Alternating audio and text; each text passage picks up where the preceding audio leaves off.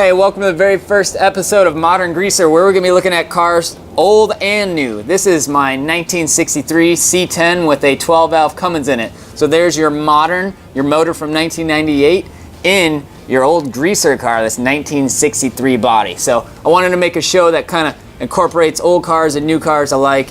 And there's not a lot of people out there reviewing cars. I drive this thing 5 days a week, so I want to make sure I get some good content out there and that you guys are seeing some pretty cool stuff. So click subscribe, check us out, and this is going to be the first video. It's going to take you along on the journey on making this whole thing happen and kind of finding out, you know, what works and what doesn't work.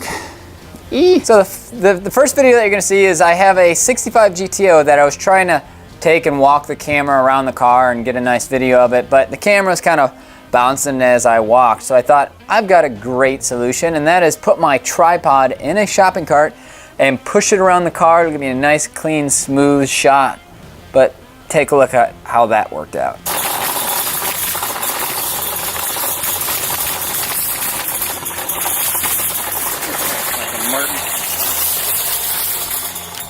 Similar to the shopping cart, setting up the tripod inside the GTO while driving down the road was my other great idea.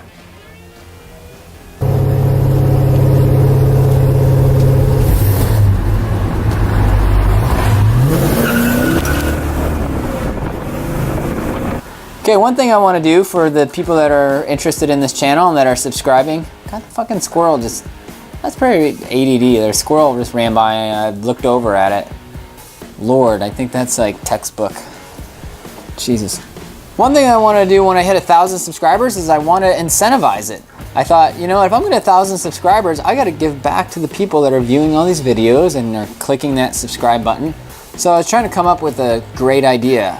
And I thought a great idea might be, well, I'll go out and I'll do just something absolutely off the wall, and then people will have to click subscribe because they want to see me do something crazy upon hitting 1,000 views. So I was kind of tossing some ideas around and I was running them past some friends and family, and check out for yourself one of these ideas to see how well it went over with my wife.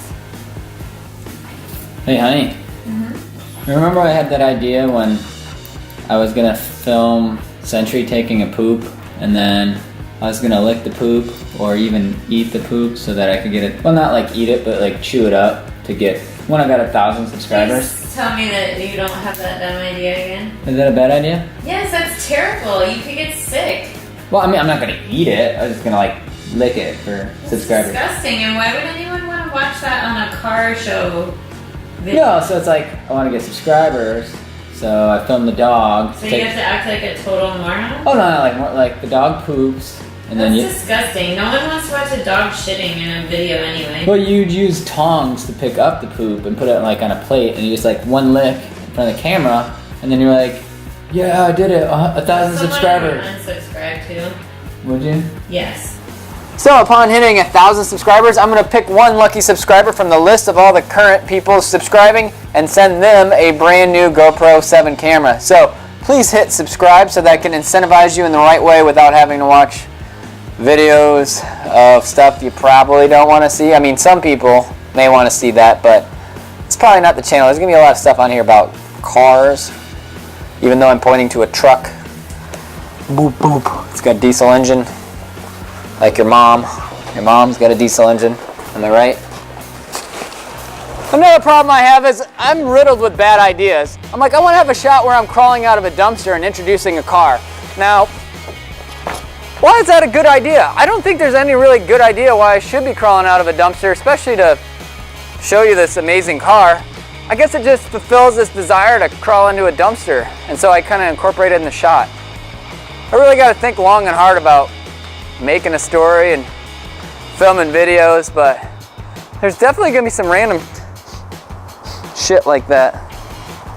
Talk about random shit, huh? Where this is our very first episode, and you can see behind me it's my 65 GTO. And I'm kind of a master of the English language, and by kind of a master I mean I know the word like hot dog. That one's pretty easy. I could spell that one. Trick or treat. I think I could.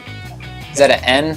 Trick or I was thinking trick and treat. Trick or treat. I could spell that. So I probably got a good mastery of the English language, but you know what? I don't know that much about a lot of car names, so if you hear me say, well, Well, let me just give you an example. Porsche. How do you say that? Porsche? Porsche? Porsche? Porsche? Porsche? Porsche?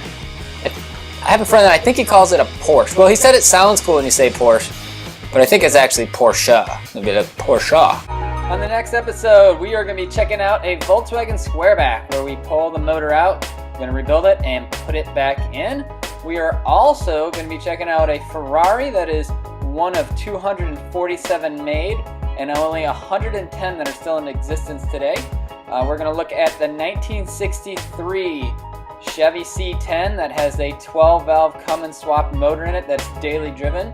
And we are also going to look at the 1965 GTO that has had a full frame-off restoration for the total price of $4,000. So thank you for joining us today. Hopefully you subscribe and check out these new videos coming up on Modern Greaser.